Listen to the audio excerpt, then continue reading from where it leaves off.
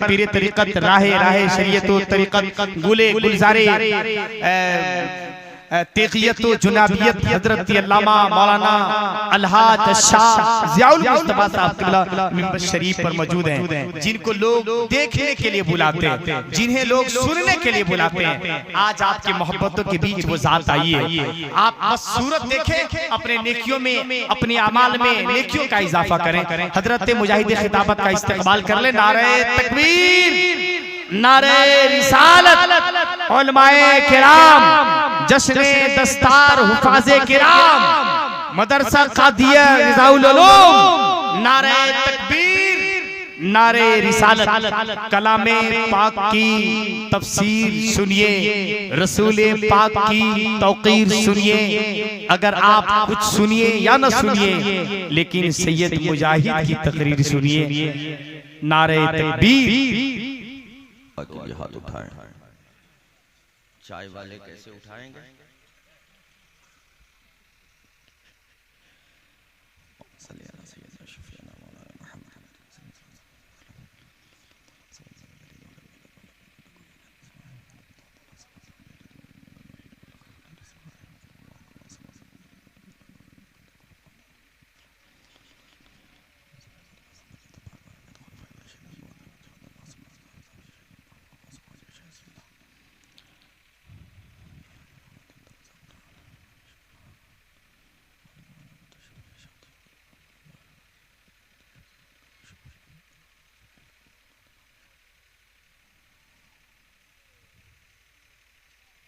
ली खमसतुन उत्फी बिहा हर्रल वबाइल हातिबा, ली खमसतुन उत्फी बिहा हर्रल वबाइल हातिमा, अल मुस्तफ़ा वल मुर्तज़ा वब्नाहुमा वल फातिमा, गौसुल आज़म बमन बेसरो सामा मदद, क़िबले दीन मदद, काबे ईमा मदद, ए अशरफ़े ज़माना ज़मानी मदद नुमा, दरहाए बस्तरा ज़कलीदी करम कुशा, सरवरा शाहा करीमा दस्तगीरा अशरफा, हुर्मते रूहे पयंबर यक नज़र कुन सुएमा। अल्लाहुम्मा रब्बि श्रह ली सदरी व यस्सिर ली अमरी वहलुल उक़दतम मिन लिसानी यफ़क़हू क़ौली। फ़सल्लल्लाहु तआला अला खैरि ख़ल्क़िही व नूरि अर्शिही मुहम्मदिन व ज़ुर्रिय्यतिही व अहलि बैतिही व सहाबिही व अहबाबिही अजमईन बिरहमतिक या अरहमर राहिमीन बिहक़्क़ि ला इलाहा इल्लल्लाह मुहम्मदुर रसूलुल्लाह सल्लल्लाहु तआला अलैहि वसल्लम।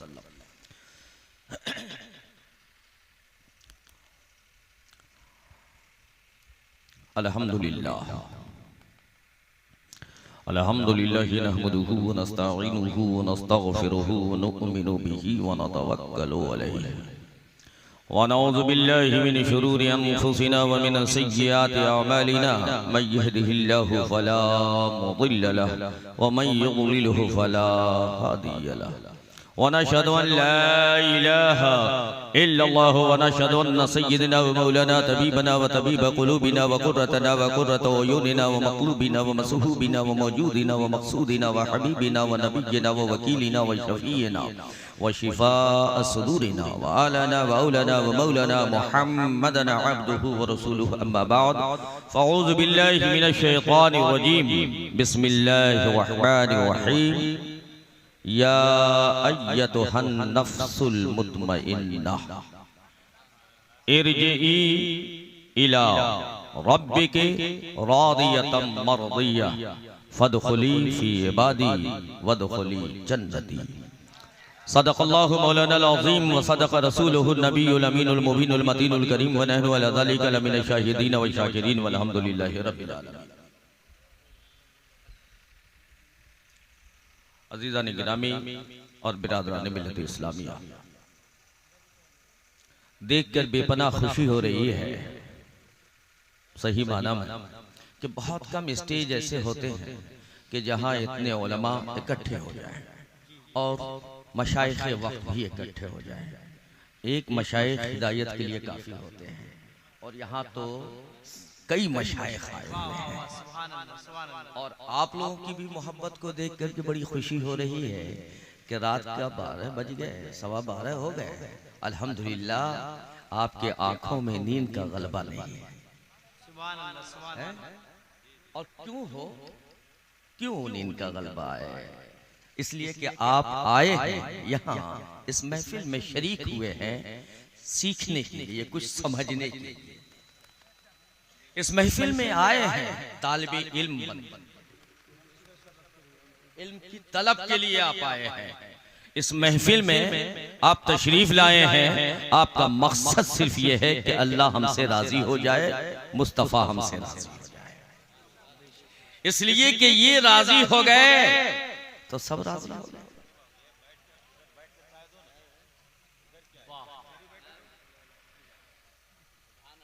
अल्लाह राजी, मुस्तफा राजी, तो सब राजी हो गए। और एक हदीस समाप्त कर लें, उसके बाद फिर दुरूद। सहाबी किराम की वो जात है, सहाबी किराम की वो जात कि जिनके मुतालिक सरकार ने इरशाद फरमाया कि मेरे सहाबा अगर एक मुट्ठी जौ खैरात और बाद में आने वाले, बाद में मुसलमान और हद पहाड़ के बराबर अगर सोना भी खर्च कर दें तो मेरे सहाबा के मद्दे मुकाबिल। अब सहाबा का मिजाज हम देखें कि सहाबा का मिजाज हक है, सुभान अल्लाह, सुभान अल्लाह। किस तरीके से अपने आका को खुश करना है, सुभान अल्लाह, सुभान अल्लाह। एक सहाबी रसूल है जिनका नाम हजरत अब्दुल्ला है, जिन्हें अल हिमार का खिताब दिया। हजरत अब्दुल्ला नए कपड़े पहनकर, साफ सुथरे कपड़े पहनकर आप आए हो। बस ये मिजाज में रखना, आप सिर्फ इसलिए आए हैं कि अल्लाह के रसूल आपसे राजी हो जाए, है ना? अल्लाह के रसूल राजी, ये राजी ना हो इनसे मतलब नहीं है, ये राजी हो या नहीं हो, मुस्तफा राजी हो जाए, सारे मशाइख उलमा राजी हो गए आपसे, है ना? इनकी खुशी के लिए नहीं, मुस्तफा की रजा के लिए आप आए हो। तो हजरत अब्दुल्ला नया कपड़ा, साफ शफाफ कपड़ा, एकदम धुला हुआ कपड़ा पहन करके हाथ बांध करके मुंतजिर रहते कि मेरे आका कब मस्जिद नबवी से बाहर। और जब बाहर आते सहाबी की झुरमुट में हुजूर बाहर तशरीफ लाते तो हजरत अब्दुल्ला उछल के सरकार की बारगाह में चले जाते और सरकार के सामने जमीन पर लोट पोट होने शुरू कर देते, लोटने लगते। साफ शफाफ कपड़ा पहने जमीन पे लौटने लगते, यहाँ तक कि वो कपड़े गंदे हो जाते। जाहिर है जमीन पे कोई लौटेगा तो कपड़े गंदे होंगे, कपड़े गंदे हो जाते। सरकार देखते तबस्सुम फरमा करके आगे निकल जाते। फिर हजरत अब्दुल्ला वापस आते, कपड़े को धुलते, खुद गुस्ल करते और फिर सरकार की इत्तला में चलते। एक रोज हजरत उमर फारूक रज़ियल्लाहु ताला अन्हु ने पकड़ा, पूछा, ए अब्दुल्ला आखिर तू ऐसी हरकत करता क्यों है? मकसद तेरा क्या है? तेरे अच्छे साफ शफाफ कपड़े, सुथरे कपड़े, पाकीज़ा कपड़े, तू अपने साफ शफाफ कपड़े को खुद से गंदा कर देता है और वो पूरी मट्टी की मट्टी हो जाती है, कपड़े गंदे हो जाते हैं, फिर उसको धुलना पड़ता है, मेहनत करनी पड़ती है। आखिर ऐसा मिजाज क्यों? क्या मकसद है तेरा? रीजन क्या है? वजह क्या है? क्यों ऐसा करता है? हजरत अब्दुल्ला अर्जी पेश करते हैं, ए फारूक आज़म, जब मैं जमीन पे लौटता हूँ, उछल कूद करता हूँ, तरह तरह की हरकतें करता हूँ, तो ये बताओ कि मेरे आका जब मुझे देखते हैं तो मेरे आका सल्लल्लाहु अलैहि वसल्लम के चेहरे पे कैसा होता है? क्या अंदाज होता है? मेरे आका के देखने का अंदाज क्या होता है? मेरे आका मुझे देख के क्या करते हैं? कहा तबस्सुम फरमा देते हैं। आका देख करके तुम्हारी हरकतों को, तुम्हारी उछल कूद को, तुम्हारी उन हरकतों को, जो अजीब अजीब हरकत तू करता है, सरकार देखते हैं और सरकार मुस्कुरा देते हैं। आप इरशाद अर्जी पेश करते हैं, ए उमर फारूक, खुदा की कसम ये जिंदगी तो सिर्फ रब ने इसलिए दी है कि मुस्तफा राजी, सिर्फ इसलिए दी है कि मुस्तफा खुश हो जाए।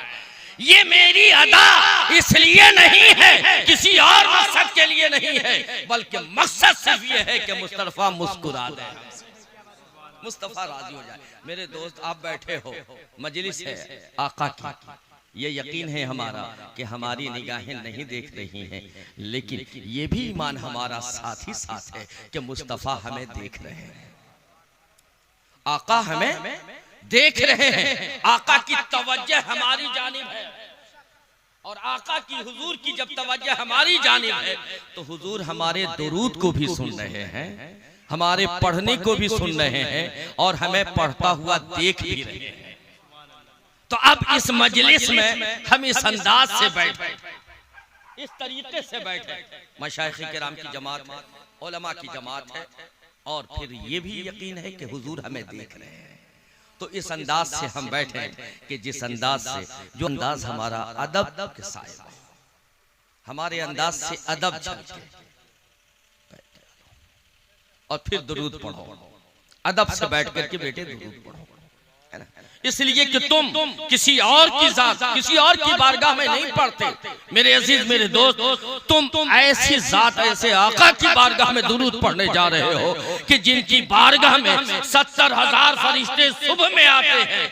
जब एक मर्तबा फरिश्ते आ जाते हैं फिर दोबारा उन्हें मौका मुयस्सर नहीं होता। ये खुशनसीबी है आका के सदक़े में हमें कि हम जब चाहें दुरूद पढ़ लें, जब चाहें सलाम। इसीलिए तो शहजादे इमाम इश्क़ व मोहब्बत ने इरशाद फरमाया कि सो जाऊं या मुस्तफा कहते कहते खुले आँख सल्ले आला कहते। इसलिए अदब से मेरे अजीज, अदब से मोहब्बत के साँचे में ढलकर शायद मेरा अदब से पढ़ना, ये आज का अदब से पढ़ना हुजूर को पसंद आ जाए। बस एक अदा पसंद आ गई, हम जहन्नम से रिलीज कर दिए जाएंगे, है ना। बस इस अंदाज से आप पढ़ें बाअदब होकर के। तसव्वुर ये हो सिर्फ यहाँ नहीं, अभी ही नहीं, बल्कि यहाँ से जाने के बाद भी ये यकीन है ना हमारा, बोलो, ये यकीन है ना कि हुजूर हमें देख रहे हैं, बोलो, हुजूर हमें देख रहे हैं, हुजूर की तवज्जो में हम हर पल हैं, हर लम्हा है। अच्छा एक बात बताओ यार कि फजर में हम सोए रहते, हुजूर हमें देख रहे हैं?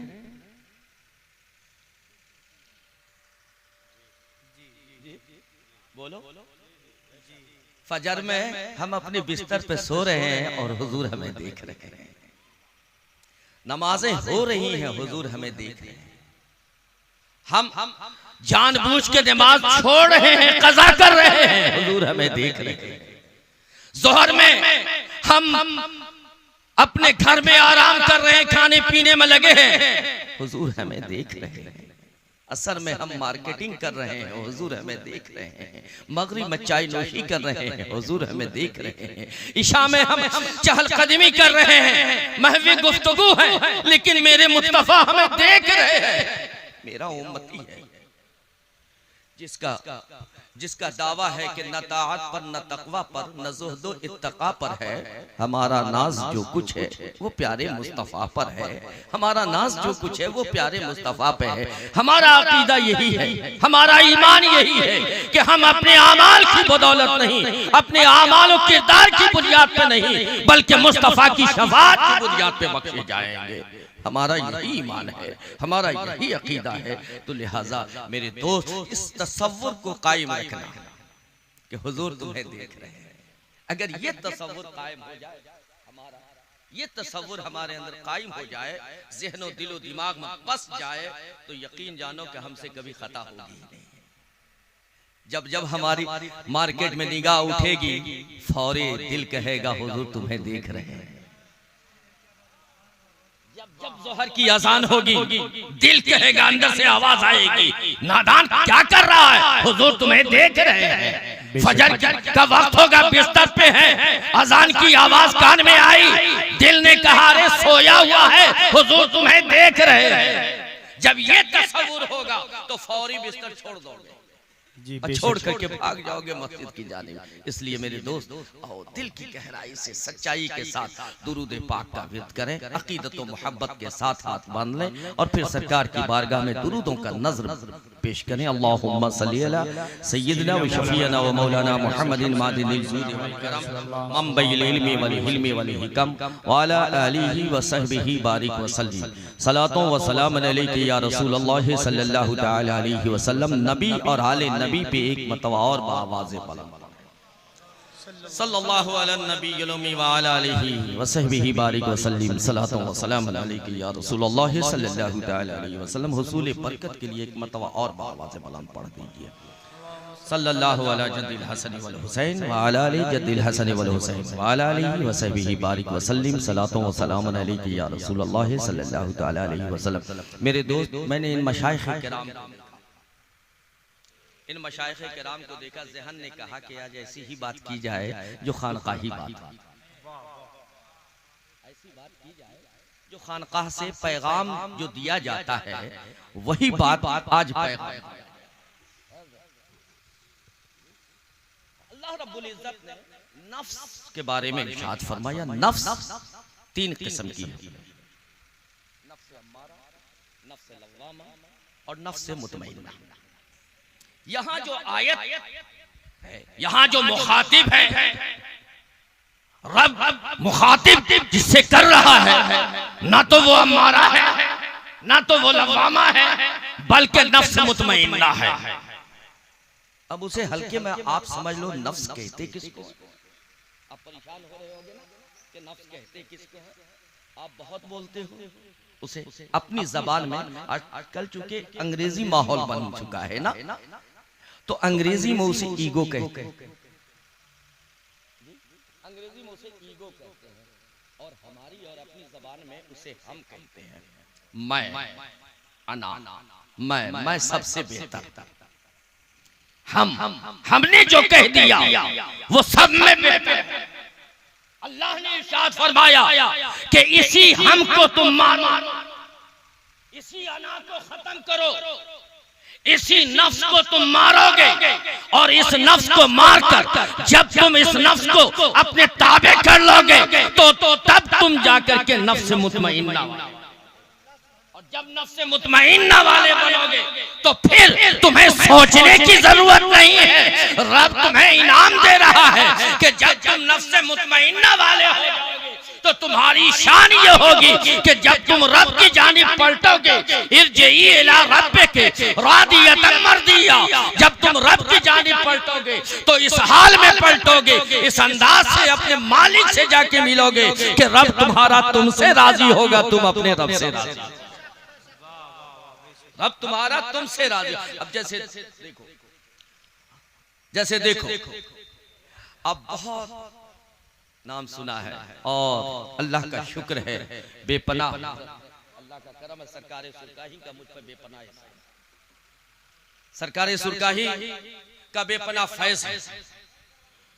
सरकार सुरकाही की बारगाह में चलो, पूछते हैं सरकार सुरकाही की बारगाह से, उस अजीम जात की बारगाह से जो मादर जाद वली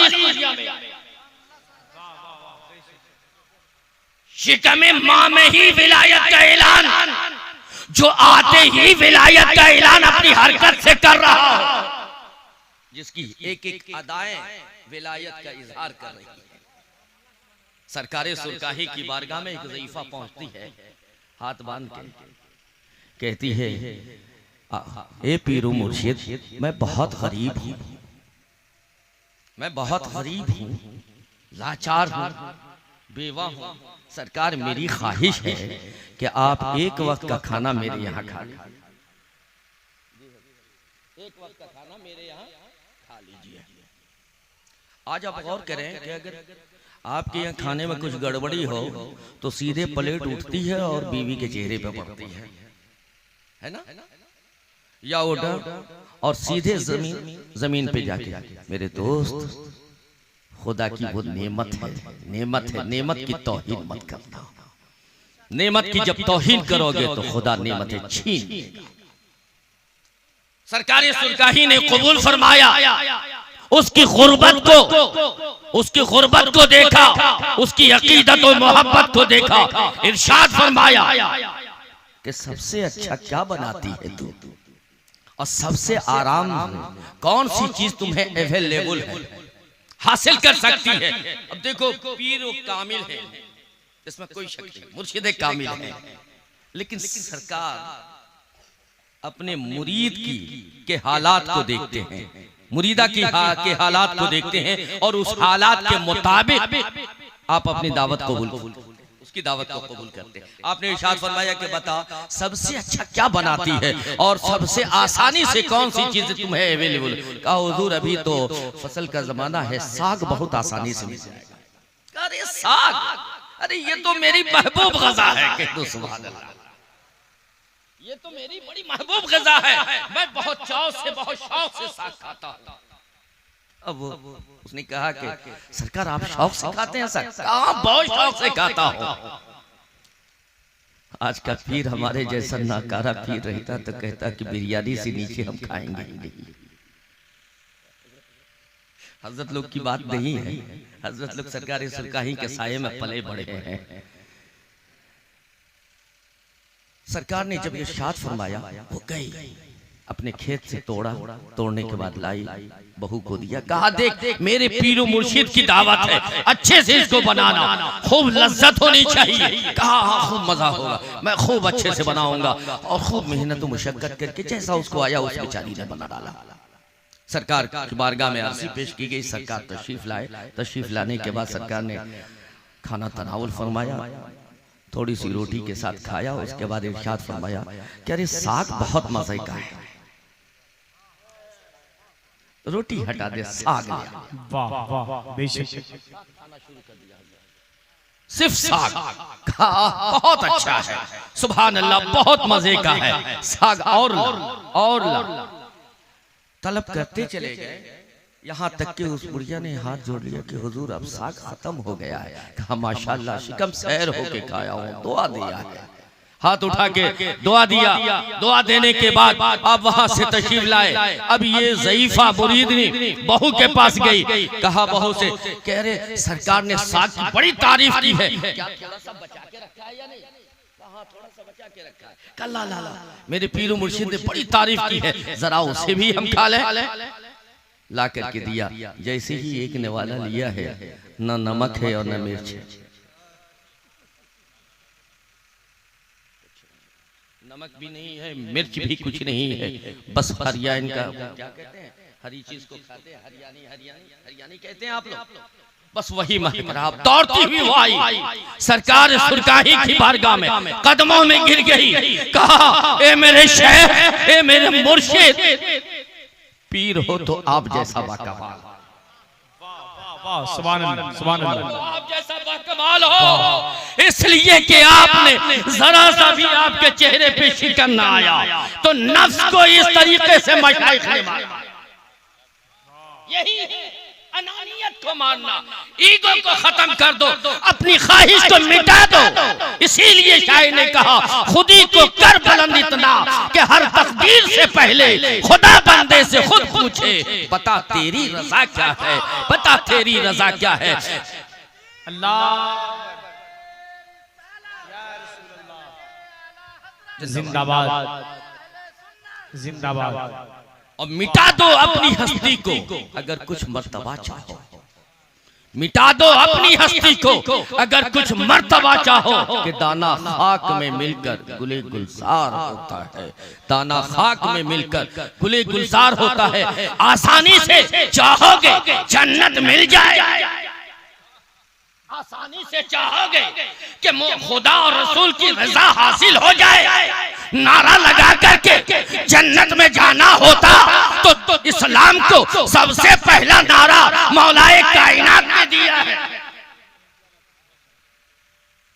तीर लगे हुए हैं, कहाँ खींचा जाए? डॉक्टर ने कहा कि नस काटनी पड़ेगी, मौला ने इरशाद फरमाया नहीं। कहा फिर? कहा जब नमाज में खड़ा हूं तो खींच। ये आप आओ, मैं आपको बताऊं। आज थोड़ी सी बात हमारे अंदर होती है, हम जलाल में आ जाते हैं, ईंट का पत्थर जवाब से देते हैं, ईंट का जवाब पत्थर से देते हैं और यही कहते हैं कि हम किसी से कम नहीं।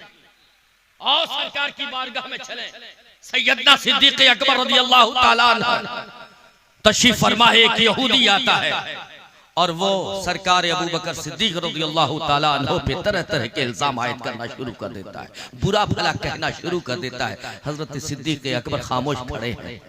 ये तालीम मजहबी इस्लाम की है, इसको याद रखना। सरकार निकले, सरकार ने हजरत अबू बकर को देखा, मुस्कुरा दिया। कह दो सुभान अल्लाह। सरकार ने हजरत अबू बकर को देखा, मुस्कुरा दिया। कभी आसमान की तरफ देखकर मुस्कुरा रहे हैं, कभी अबू बकर को देखकर मुस्कुरा रहे हैं। अब हजरत अबू बकर ने सोचा कि सरकार मुस्कुरा रहे, ये इल्जाम लगाता चला जा रहा है मुझ पर, और सरकार मुस्कुरा रहे हैं, लगता है मुझे अपनी सफाई में कुछ कहना पड़ेगा। अब हजरत सिद्दीक अकबर ने अपनी सफाई में कहने के लिए जबान खोला और जैसे ही कहा, सरकार ने गजब की निगाह डाली और वापस चले गए। हजरत अबू बकर मिजाज शनास थे ना, जान के पहचान लिया कि सरकार नाराज होके गए। फौरी दौड़े, दौड़ के जाके कदमों को पकड़ लिया। या रसूल अल्लाह, आप नाराज हो गए, हालांकि मैंने कोई जुर्म नहीं किया था। या रसूल अल्लाह, मैंने कोई खता न की थी, ये मुझ पर इल्जाम लगाए चला जा रहा था, मैं तो खामोश था। लेकिन जब आपका मुस्कुराना मैंने देखा तो मैं अपनी सफाई में कुछ कहने लगा।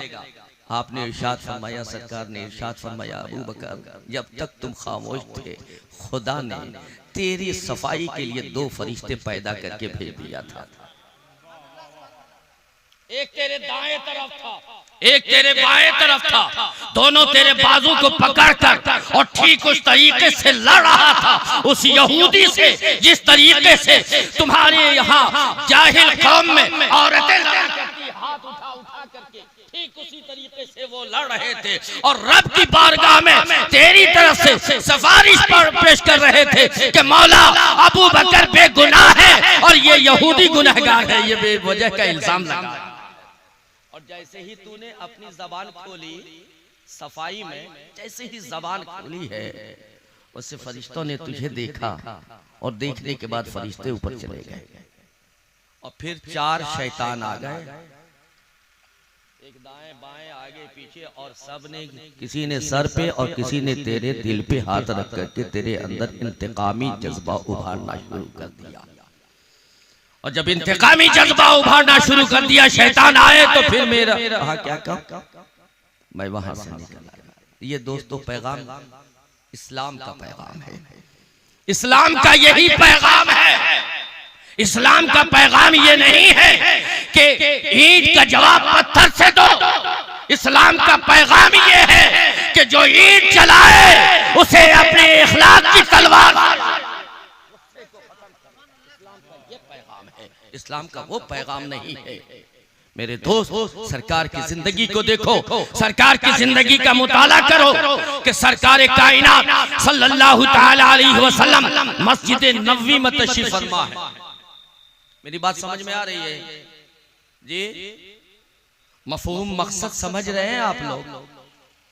सरकार मस्जिद में तशरीफ फरमा है, सहाबा के छुरमुट में बैठे हुए हैं। एक ज़ईफा आती है, आवाज लगाती है, ए मोहम्मद। अब इस तरीके से सरकार को कोई पुकार सकता? बोलो। जिब्रील भी आते हैं तो अदब से आते हैं। उसने जब ऐसे पुकारा इस अंदाज से तो हजरत उमर फारूक, हजरत फारूक आज़म खड़े हो गए, जलाल, हजरत अली खड़े हो गए, तलवार निकाला। किसने इस अंदाज से बदतमीजी से पुकारा? सरकार ने इरशाद फरमाया, बैठ जाओ। बैठ गए। पलट के देखा तो देखा एक ज़ईफा है, बाल उलझे हुए हैं, कपड़े गंदे हैं, फटे पुराने कपड़े पहने हुए हैं, दरवाजे पे खड़ी है, आवाज दे रही है, मुखातिब कर रही है। आपने इरशाद फरमाया, क्या है? कहा, तुझसे मुझे बात करनी है। अब सरकार जब चले, सहाबा ने रोकना चाहा, लेकिन सरकार के अंदाज को देख के सारे सहाबा खामोश हो गए।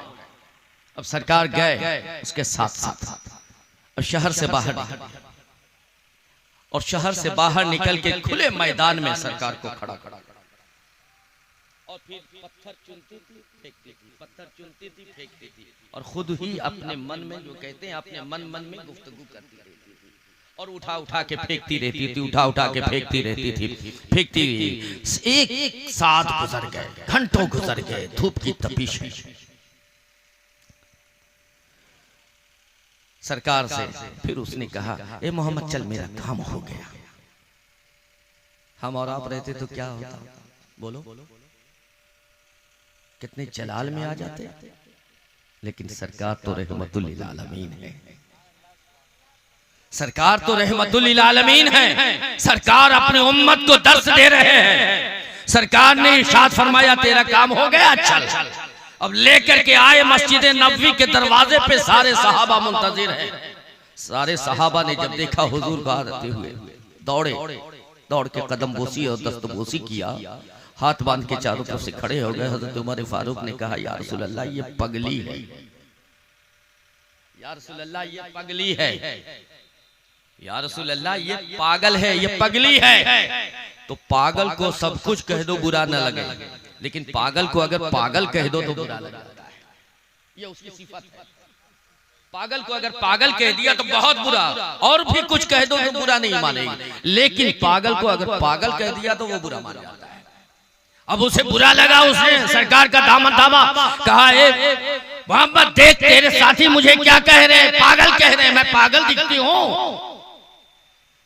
अब उसने कहा, फारूक आजम ने अर्जी पेश की, या रसूल अल्लाह इसकी कोई सुनता नहीं है, कह दो सुभान अल्लाह, बुलंद आवाज से कहो यार, इसकी कोई सुनता नहीं है, इससे कोई बात नहीं करता, इससे कोई कलाम नहीं करता, इससे कोई सुनता नहीं है, इससे कोई गुफ्तगू नहीं करता, इसकी कोई सुनता नहीं है। सरकार ने इरशाद फरमाया, ए ज़ईफ़ा सुन, ए उमर सुन, जिसकी कोई न सुनता है उसका मैं मोहम्मद सुनता हूँ, जिसकी कोई न सुने उसकी मैं सुना करता हूँ। और सरकार पलट के इरशाद फरमाया कि ए ज़ईफ़ा सुन, जब तुझे गुफ्तगू करनी हो मेरे पास आ जा, हम तुझसे गुफ्तगू करेंगे। नौजवानों, ये इस्लाम का दर्स है। आज बाप बूढ़ा हो जाता है तुम उसकी नहीं सुनते हो, आज माँ बूढ़ी हो जाती है तुम उसकी नहीं सुनते हो, उसके पास बैठते तक नहीं हो, उसके पास गुफ्तगू करने के लिए नहीं बैठते। वो तुमसे दौलत नहीं,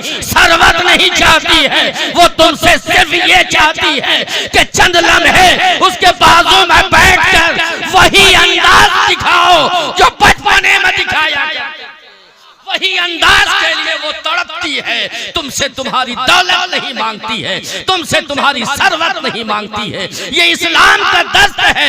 एक गैर के लिए, एक गैर अगर पागल है तो मेरे आका रहमतुल लिल आलमीन उसकी सुनते हैं।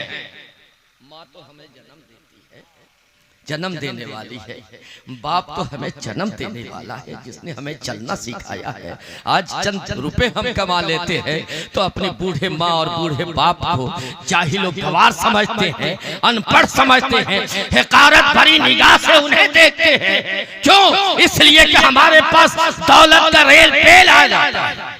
दौलत आई सब खत्म, सारे एहसानात को भूल जाते हैं, और नफ्स इतना हावी हो जाता है, इतना हावी हो जाता है उस पे कि अब उसे ये बुराई, ये नाफरमानी, माँ बाप की नाफरमानी भी कोई नाफरमानी नहीं लगती है, बल्कि ये अच्छा लगने लगता है। क्यों? इसलिए कि नफ्स कवी हो गया है, नफ्स ऐसा कवी और मजबूत हो गया है कि अब वो गुनाह नहीं लगते। छोटे छोटे गुनाह तो गुनाह लगते ही नहीं, कबीरा भी गुनाह नहीं, कबीरा को भी मामूली समझते हैं। क्यों? इसलिए कि नफ्स इतना हावी हो गया है कि हम नफ्स के चंगुल में चले गए, नफ्स के ताबे हो जाते हैं, और जब नफ्स के ताबे हो जाते हैं तो फिर हम सबको हकीर भरी निगाह से, हकारत भरी निगाह से देखते हैं। मेरे अजीज, मेरे दोस्त, और वक्त समझ में वो गाज़ी मिल्लत कहते हैं भैया, समझ ही में नहीं आता कि छेड़ू दास्ता कैसे हंसाऊं तो बगावत है, रुलाऊं तो बगावत है। दस्तारबंदी का भी वक्त आ रहा है ना, करीब हो रहा है। और 15 मिनट से 15 मिनट में बहुत कुछ बोलना था। मेरे दोस्त आओ, गौसे आजम के एक मुरीद खलीफा है जिनका नाम शेख अहमद कबीर रिफाई है। बहुत मशहूर बुजुर्ग है, बहुत मशहूर बुजुर्ग है, बहुत मशहूर बुजुर्ग है। आप खुद अपना वाकया लिखते हैं, अपना वाकया जो उनके साथ भी था उस वाकया को खुद नकल फरमाते हैं। शेख अहमद कबीर रिफाई रहमतुल्लाह अलैह इरशाद फरमाते हैं, आज आलिमों को गिरी नजर से देखते हैं, हिकारत भरी नजर से देखते हैं, तलबा को हिकारत भरी नजर से देखते हैं, हुफ्फाज को हिकारत भरी निगाह से देखते हैं। ये समझते हैं कि ये गरीब है, ये यतीम है, लाचार है। जो गरीब होता है वही मदरसे में आता है, हिकारत भरी निगाह से देखते हैं। हालांकि ये मेहमान रसूल है, कह दो सुभान अल्लाह। और मेहमान रसूल को कोई हकारत भरी निगाह से देखे, रसूल उसे बर्दाश्त नहीं करते हैं। मेरे अजीज, मेरे दोस्त, शेख अहमद कबीर रिफाई कहते हैं कि उस वाकया ने मेरी जिंदगी को बदल दिया। मैं आ रहा था रास्ते में मेड़ पे एक कुत्ता खड़ा था। रास्ते में बरकत आ जाए, एक कुत्ता खड़ा था जिसका बदन भीगा था। उलमा बैठे हुए हैं, पूछ लेना अगर कुत्ता भीगा हो और वो सट जाए तो आप नापाक है ना। कुत्ता अगर भीगा हुआ है और आप सट गए उससे तो नापाक। नीचे खेत में पानी है। अब शेख अहमद कबीर रिफाई सोचने पे मजबूर हो गए कि अगर इधर से मेड़ से जाता हूं, उसको मेड़ कहते हैं, दो खेत के बीच में होता है, आर भी बोलते हैं ना, डरे। तो उस पे अगर जाता हूं, उससे जाता हूं तो ये कुत्ता सट जाता है, मैं नापाक हो जाता हूं, हो जाऊंगा। और नमाज असर का वक्त है जो बहुत थोड़ा वक्त है, असर की नमाज कज़ा हो जाएगी। और अगर खेत में जाता हूं उछल करके तो फिर खेत में जो पानी है पता नहीं वो कैसा पानी है, वो भी लगेगा जिस्म में, तो मैं नापाक हो जाऊंगा। अब मैं करूं तो क्या? जाना जरूरी है, असर का वक्त। आपने रब की बारगाह में इल्तिजा की, मौला आज तक मैंने कभी किसी के साथ बदतमीजी से बात न की है, कह दो सुभान अल्लाह। हिकारत भरी निगाह से नहीं देखा किसी को, और किसी को हिकारत से मैंने पुकारा तक नहीं, जाए कि वो कोई भी हो। ये मौला ये कुत्ता है, मौला इसे गोयाई दे दे और इसे कुव्वत समाअत दे दे ताकि मैं इसी गुफ्तगू कर लूं। अगर देखो परहेज क्या है, सुभान अल्लाह कह दो यार। ये भी हजरत शेख अहमद के कबीर रिफाई ने ये भी नहीं कहा हट हट हट, ये भी नहीं कहा, तब तो विलायत के सरताज बना दिए गए। शेख अहमद कबीर रिफाई कहते कि मैंने रब से दुआ की, मौला इसे गोयाई दे दे, इसे समाअत दे दे कि मैं जो कहूं वो उसको समझ ले और मेरा जवाब दे। हम और आप चाहते तो क्या करते? ईंटा उठाते, मारते, चल हट, भगा देते, दुरदुरा देते। लेकिन अल्लाह वाला वो है जो ये भी बताए। शेख अहमद कबीर रिफाई ने जब दुआ मांगी, कुत्ते को रब ने गोयाई अता कर दी, समाअत अता कर दी। एक जानवर बोलने लगा, वली ने दुआ की, एक जानवर बोलने भी लगा, समझने भी लगा, जवाब भी देने लगा। इसीलिए कहा जाता है कि वली के दामन से जुड़ जाओ,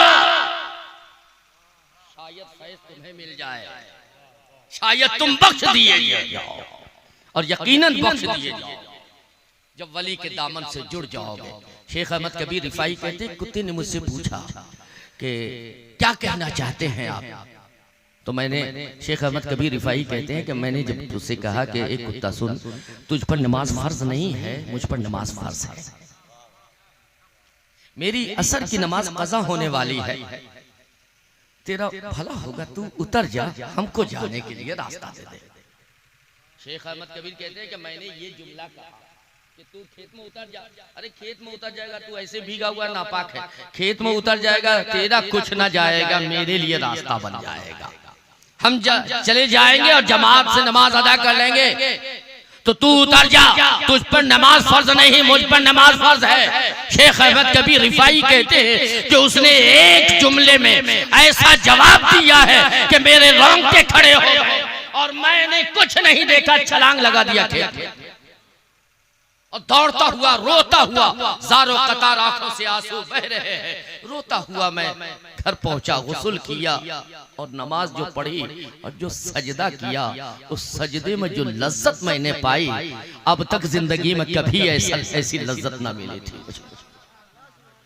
लोगों ने पूछा कि हुजूर वो कौन सा जुमला था, तो शेख अहमद कबीर रिफाई इरशाद फरमाते हैं कि उस कुत्ते ने मुझे जवाब दिया, ए शेख अहमद कबीर रिफाई गौर से सुनिए, अगर आप नीचे उतर गए, मुझसे सट गए, या नीचे उतर गए, कीचड़ में आपके कपड़े लग गए, या पानी आपके जिस्म को लग गया, आप नापाक हो गए, आप घर जाओगे, 3 बाल्टी से, 5 बाल्टी से, 7 बाल्टी से गुस्ल कर लोगे, आप भी पाक हो जाओगे, आपका कपड़ा भी पाक हो जाएगा। लेकिन याद रखिए कि अगर मेरे लिए भी आपके दिल में हकारत आ गई तो 7 समंदर से नहा लीजिएगा, पाक ना हो।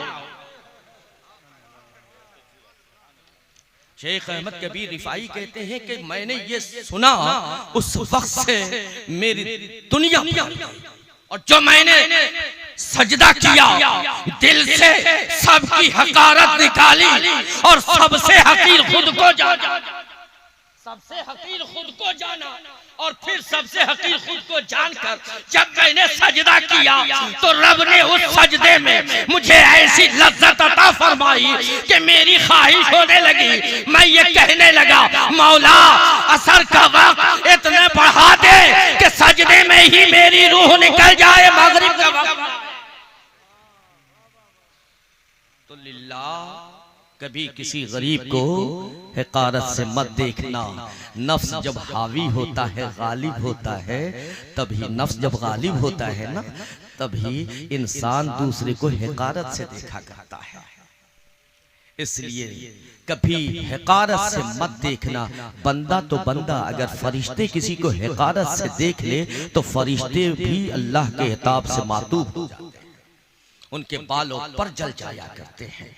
लिहाजा दिल से इन सारी कुदूरत को निकाल दो और दिल को पाक और साफ आईने के मानंद रखो, और हर एक के लिए जो इस्लाम का पैगाम है, मोहब्बत, भाईचारगी, हर एक के लिए मोहब्बत और भाईचारगी का पैगाम दो और इसी पे अमल करो। यकीन जानो, दूसरा अगर तुम्हें बुरा कहे, कहने दो। लोग हमें बुरा कहे, खुदा उनका भला करे। लोग हमें बुरा कहे, खुदा उनका भला करे। तानाजनी अवाम की हो हमें नागवार की, तानाजनी अवाम की हो हमें नागवार क्यों। और ये दुआ करो, यारा मेरे दुश्मन को भी तू सलामत, यारा मेरे दुश्मन को भी तू सलामत रखना, वरना मेरे मरने की दुआ कौन करेगा, वरना मेरे मरने की दुआ कौन करेगा। सब तो जीने की दुआ देंगे। मेरे अजीज, बस एक हदीस समाअत फरमा, एक हदीस समाअत फरमा लो। माँ आयशा सिद्दीका रदियल्लाहु ताला अन्हा, ये एक पैगाम है जो मैं हर जगह दिया करता हूँ और आपको भी दे रहा हूँ, आप इसको अपना लो। बड़ा प्यारा पैगाम है मेरे दोस्त। माँ आयशा सिद्दीका रज़ियल्लाहु ताला अन्हा घर में तशरीफ फरमा है, हुजूर सल्लल्लाहु अलैहि वसल्लम तशरीफ लाए। आपने इरशाद फरमाया, ए आयशा, आज मैं बहुत खुश हूँ, मांगो क्या मांगती हो, जो मांगोगी मैं दूंगा। हज़रत आयशा खुश हो गई, सोचने लगी क्या मांगू। सरकार ने मुस्कुराए, इरशाद फरमाया, ए आयशा, एक चीज मांगना। शर्त लगा दी ना, एक, जो मांगोगी दूंगा, लेकिन एक चीज। अब इस जुमले से आप गौर करें कि इस जुमले से इख्तियार का मामला है कि नहीं सरकार के पास। ईमानदारी से आप बताएं, जो मांगोगे वो दूंगा। इसका मतलब सारा इख्तियार मेरे मुस्तफा के हाथ में अल्लाह ने दे दिया। ये हदीस है, सहा सित्ता की हदीस है। सारा इख्तियार हुजूर के हाथ में है, जो मांगोगे दूंगा। ये वही कह सकता है जिसे इख्तियार कुल हासिल हो। तो हजरत आयशा सिद्दीका सोचने लगी कि कौन सी चीज मांगूं और कौन सी चीज छोड़ूं। थोड़ी देर के बाद सरकार की बारगाह में अर्जी पेश की, या रसूल अल्लाह अगर इजाजत दे तो बाबा से मशवरा कर। कहा ठीक है, जाओ मशवरा कर। अब ये चलें। माँ आयशा हजरत अबू बकर सिद्दीक रज़ियल्लाहु अन्हु की बारगाह में पहुंची, सलाम किया, दस्तबोसी किया। बाप थे, दस्तबोसी किया है, कदमबोसी किया है। बाबा सरकार आज मुझसे बहुत खुश है। सरकार ने कहा है कि जो मांगोगी मैं तुम्हें दूंगा, लेकिन एक चीज। तो बाबा वो कौन सी चीज है जो मैं मांगू जिसमें सब मिल जाए? कहा आयशा बता तो दूंगा, लेकिन वो पैगाम जो सरकार तुम्हें बताए वो सबसे पहले तू हमें बता। क्या मांगा? बोलिए क्या मांगा? इल्म मांगा। क्या मांगा? इल्म मांगा। हम और आप होते तो कहते अरे सरकार खुश है आज तो देंगे, दौलत मांग लेना, सरवत मांग ले, जायदाद मांग ले, ये मांग ले, वो मांग ले, और नहीं कुछ तो सीधे कहते जन्नत मांग ले। लेकिन हज़रत अबू बकर सिद्दीक ने इरशाद फरमाया कि बेटा मैं वो चीज बताओ जो हमें भी पता नहीं है, सिर्फ अल्लाह जानता है और रसूलुल्लाह जानता है।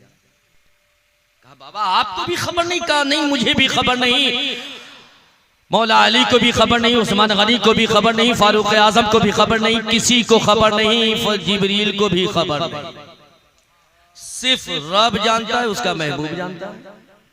अच्छा वो चीज कौन सी चीज है? कहा ये मांगना कि या रसूल अल्लाह आप जब शबे मेराज गए थे, दना फतदल्ला करीब औ अदना, जब पहुंचे थे और जब राज और नियाज की बात हुई थी महबूब व मुहिब में, अल्लाह ने आपसे राज की बातें की थी, उसमें से एक बात हमें बता दी। ये इल्म है, वो एक बात हमें आप बता दीजिए या रसूल अल्लाह। और सुनो जब सरकार बताए तो सीधे आकर के मेरे पास बताना। हाँ ठीक है, कौन सी बड़ी बात? माँ आयशा सिद्दीका पहुंची सरकार की बारगाह में। कहा या रसूल अल्लाह जब आप गए थे मकामे औअदना में रब से मिलने, और जब वहां पे राज और नियाज की जो बातें हुई थी जो किसी को खबर नहीं, सिर्फ आप जानते हैं और अल्लाह जानता है, उसमें से एक बात हमें बता दीजिए। सरकार ने इरशाद फरमाया, मुस्कुराए इरशाद फरमाया, ये आयशा ये तेरी बोली नहीं है, ये मेरे सिद्दीक की बोली है। नारे तकबीर, नारे रिसालत, सैयदुल आलमीन कॉन्फ्रेंस। ये तेरी बोली नहीं, ये मेरे सिद्दीक की बोली है। या रसूल अल्लाह बता दीजिए उसमें से एक राज की बात बता दीजिए। सरकार ने इरशाद फरमाया, ए आयशा सुनो, मेरे रब ने मुझसे ये वादा किया है, ए महबूब जो ये काम करेगा मैं उसे बगैर हिसाब किताब के जन्नत दे दूंगा। आपकी उम्मत में से जो भी ये काम करेगा मैं उसे बगैर हिसाब किताब के जन्नत दे दूंगा। अब मैं देखना चाहता हूँ कि कितने लोग हैं जो जन्नत लेना चाहते हैं, हाथ उठा के बता दे। सबसे पहले तो हमें चाहिए जन्नत। वाह वाह सुभान अल्लाह। जन्नत तलब करने के लिए मेरे आका ने इरशाद फरमाया जन्नत मांगा करो, नमाज में दुआ में जन्नत तलब किया करो। तो जन्नत सरकार ने इरशाद फरमाया, और ये उठे हुए हाथ अल्लाह ने भी देखे और मुस्तफा जाने रहमत सल्लल्लाहु अलैहि वसल्लम ने भी देखे। वादा रहो, कायम रहोगे ना, बहुत हल्की सी चीज है। बोलिए वादे पे कायम रहेंगे ना जी? बहुत हल्की सी चीज है। अगर ये काम कर दिया आप लोगों ने, यकीन जानिए हमारा मुआशरा दुरुस्त, हमारा समाज दुरुस्त हो जाएगा। हमारे मुआशरे का जो माहौल बिगड़ रहा है, यकीन जानिए वो माहौल दुरुस्त हो जाएगा। हमारे कौम की आने वाली नस्लें हमें बद्दुआ नहीं देंगी, बल्कि हमारा नाम लेकर हमें तारीफ से याद करेंगे, अच्छाई से याद करेंगे। क्यों? इसलिए कि हम वो काम करके जाएंगे। या रसूल अल्लाह वो बता दिया जाए। कौन सी बात? अल्लाह ने आपसे वादा किया है कि जो ये करेगा उसे जन्नत दिया जाएगा। सरकार ने इरशाद फरमाया, ये आयशा, मेरे रब ने मुझसे वादा किया है कि मेरे महबूब तुम्हारी उम्मत में जो फर्द टूटे हुए दिल को जोड़ देगा, टूटे हुए दिल को जोड़ देगा, मुनक़ता रिश्ता को जोड़ देगा, बाप को बेटे से मिला देगा, बेटे को बाप से मिला देगा, समाज को समाज में से मिला देगा, पड़ोसी को पड़ोसी से मिला देगा। जो माहौल में, जो मुआशरे में मोहब्बत की हवा चला देगा, जो उल्फत और मोहब्बत और अखुवत का पाठ पढ़ा देगा, जो समाज में मोहब्बत की हवा चला देगा, ना इत्तेफाकी को दूर कर देगा, दुश्मनी को खत्म कर देगा, रब उसे बगैर हिसाब किताब के जन्नत अता। आपने वादा किया है, आप सबने वादा किया है हाथ उठा करके, और आपके उठे हुए हाथ को अल्लाह ने देखा। चूंकि अल्लाह शाहिद व मौजूद है और हमारा अकीदा है मुस्तफा हाजिर व नाजिर, तो सरकार के सामने हाथ उठाया है। तुम नहीं देख रहे, हम नहीं देख रहे, लेकिन आका हमें देख रहे हैं। सबसे पहले हमने कहा है ना, उनके सामने आपने हाथ उठाया है, हाजिर व नाजिर नबी के सामने हाथ उठाया है। तो सरकार ने जब इरशाद फरमाया कि जो टूटे हुए दिल को मिला देगा, जो बिखरे हुए दिल को मिला देगा, जो मुनक़ता रिश्ता, टूटा हुआ रिश्ता किसी वजह से बाप चचा में ना इत्तेफाकी हो गई, बेटा उठकर दोनों के कदमों को पकड़कर माफी तलब करके दोनों को गले से मिला देगा, रब उसे बगैर हिसाब किताब के जन्नत देगा। अब ये पैगाम लेकर के गई अपने बाबा की बारगाह में, कहा अब्बा, सरकार ने ये वादा किया, सरकार से अल्लाह ने ये वादा किया है और ये खुशखबरी, ये बशारत दी है कि जो टूटे हुए दिल को जोड़ देगा, अल्लाह उसे बगैर हिसाब किताब की जन्नत अता करेगा। हजरत अबू बकर सिद्दीक, आप सुने, खुश हो गए ना? बहुत आसान तरीका मिल गया, नुस्खा मिल गया जन्नत का। हजरत अबू बकर सिद्दीक रज़ी अल्लाह अन्हु ने जैसे सुना, तड़प के सजदे में गिर गए और सारों कतार रोने लगे, बेपनाह होकर रोने लगे। कौन अबू बकर मेरे दोस्त? वो अबू बकर कि जब मालो दौलत देने की बारी आए इस्लाम के लिए तो अपना सब कुछ लुटा दे, हत्ता के अपने बटन तक देते और बबूल के कांटे से अपने पहरन को, अपने कपड़े को बबूल के कांटे से लगा के सिले। और ये अदा रब को इतनी पसंद आए कि रब जिब्रील को हुक्म दे, ए जिब्रील, आज मेरे महबूब के सिद्दीक ने जो लिबास पहना है ये मेरा हुक्म है, सारे फरिश्ते उसी की सुन्नत को अदा कर। ये मकाम सिद्दीक अकबर है। लेकिन सिद्दीक अकबर की कैफियत ये है कि सजदे में गिरे, ज़ारो कतार रो रहे हैं, हिचकियां लगी हुई है। माँ आयशा ने कदमों को पकड़ा, बाबा ये खुशी के लम्हे हैं, सजदे से सर उठाइए, जन्नत की बशारतें मिली है। सिद्दीक अकबर ने रोते हुए, आंसू पोंछते हुए सजदे से सर उठाया, इरशाद फरमाया, आयशा, तूने सिक्के का एक पहलू देखा है, दूसरा पहलू नहीं देखा। एक पहलू देखा, दूसरा नहीं देखा। कहा दूसरा क्या है? कहा रब ने जब महबूब से ये वादा किया है कि महबूब जो टूटे हुए दिल को मिला देगा, मुनक़ता रिश्ता को जोड़ देगा, उसे बगैर हिसाब किताब के जन्नत अता करूंगा। जब जोड़ने वाले को जन्नत बगैर हिसाब किताब के मिले तो तोड़ने वाले को भी बगैर हिसाब किताब के जहन्नम मिलेगा। मैं इसलिए रो रहा हूँ, पता नहीं, मैं इंसान हूँ, मेरे बात से, मेरे जुमले से, मेरी गुफ्तगू से, मेरे किसी काम से, मेरे किसी अमल से, मेरे किसी किरदार से हो सकता है किसी इंसान का दिल टूट गया हो।